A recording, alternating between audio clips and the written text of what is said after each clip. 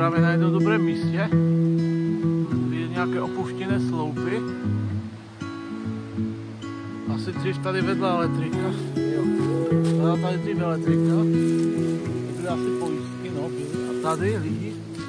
Tady máme dokonce takový vstup z takého jednoho kanálu. Tak jsme totiž, tam je šachta. Tady jsme totiž chodili trošičku hodně pít pivo. To je ta šachta. Bývalý sloup. Jsme do elektriku. Určitě se může mít pojet nahoru, tam taky něco je.